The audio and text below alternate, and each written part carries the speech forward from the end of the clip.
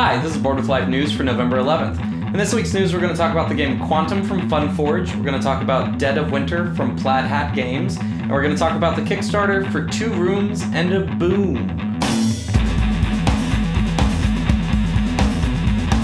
Hi, I'm Chris, and this is Board with Life News. You might notice that all my hair is gone because I cut it all off because I had a really important job interview, and I was mainly growing it for the Halloween special, which you should have watched. And if you haven't watched the Halloween special, you should head back in time on our YouTube page and check it out. It's by far the biggest episode we've done. It's about 25 minutes long, and hopefully that's kind of an indicator of where we're going to be going for Season 2. We're very proud of it. We think it's pretty funny, and you should check it out.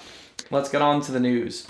First news this week, Forage announced that their game Quantum that they premiered at Essen this year is going to get a North American debut at Board Game Geek Convention. The Board with Life crew is going to go to BGGCon, which, by the way, if you see us in the halls and stuff, make sure to say hi. We'd love to meet you and talk to you, maybe sit down and play a game with you. Anyways, their game Quantum that's coming out at BGGCon is an area control game. It's interesting. It's got a modular board, so there's all sorts of different ways you can set it up. And it's for 2 to 4 players, and you use dice to kind of represent spaceships and such. And each die, the number on the top determines what that die is. So, for example, with a 1, it's like this super battleship thing. So it's very, very slow, but very, very powerful. A 6 is very, very fast, but very, very weak.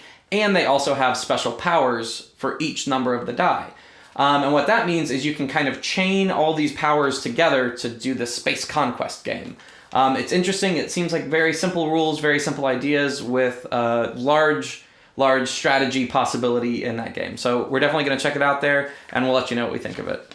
The next news is from Plaid Hat Games. It's a game called Dead of Winter, a Crossroads game.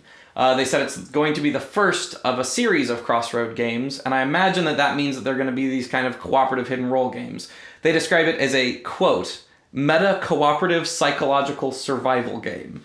What that seems to mean is you're surviving the zombie apocalypse, and it's a cooperative game, but every character has a specific hidden role that they need to do to win the game. So it could be something simple as something that guides your actions, or it could be something huge and detrimental, like you're basically trying to sabotage the whole game for everyone.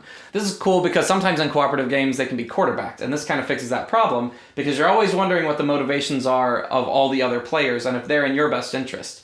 So everybody kind of has their own thing, and you're working towards a common goal, but maybe in a way that's not going to help everyone out. So it's possible for everyone to win, it's possible for some people to win, and it's possible for nobody to win.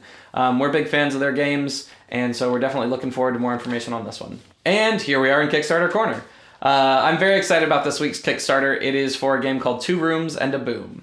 2 Rooms and a Boom is a game in the tradition of Werewolf or the Resistance of hidden roles. We've played it, the print and play version, and we absolutely love it. It's very exciting. The basic breakdowns of the rules is everyone draws a card, and you're either going to be on the red team or the blue team. If you're on the blue team, one of the cards is president, and the red team, one of the cards is bomber. You're trying to, if you're on the blue team, keep the president out of the room with the bomb in it, and if you're on the red team, you're trying to put the president in the room with the bomb on it.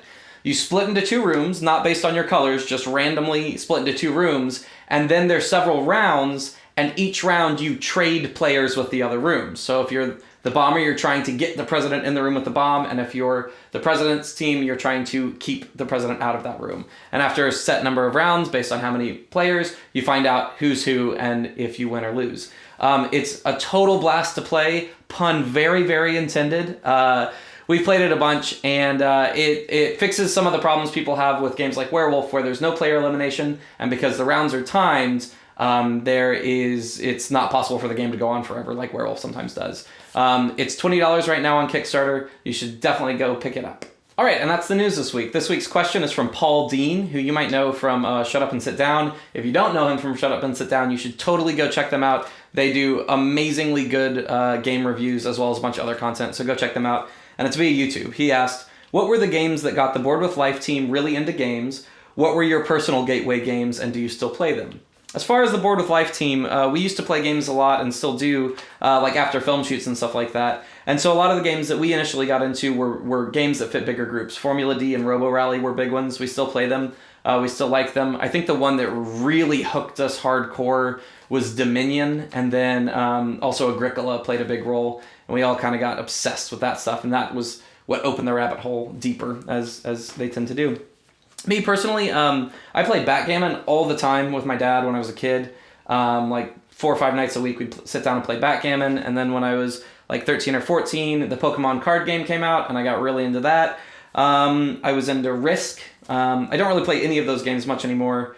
Then I got introduced, like most people do, to Settlers of Catan, and then Risk 2210 is a really good Risk game that I got to have kind of the Risk fun with a little bit more, and I still totally play that. Nobody plays that anymore, though. But Risk Legacy is a game that I still play for that. And then I think Pandemic around like 2007 or 2008, shortly after that came out, was a really big one. So Risk, Settlers of Catan, and Pandemic were the games that sort of introduced the larger world of gaming to me. And I still play all of those in some form. I don't play traditional Risk, but I actually like regular Risk way, way, way more than the majority of hardcore gamers.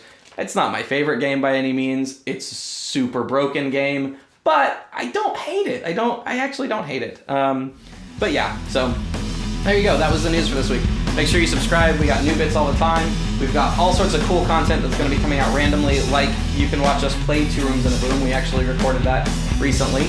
And we're going to BGGCon, and we're going to have tons of interviews and walkthroughs and things like that from that convention. So make sure you subscribe, like us on Facebook, all that good stuff. Thanks for tuning in. See you next week.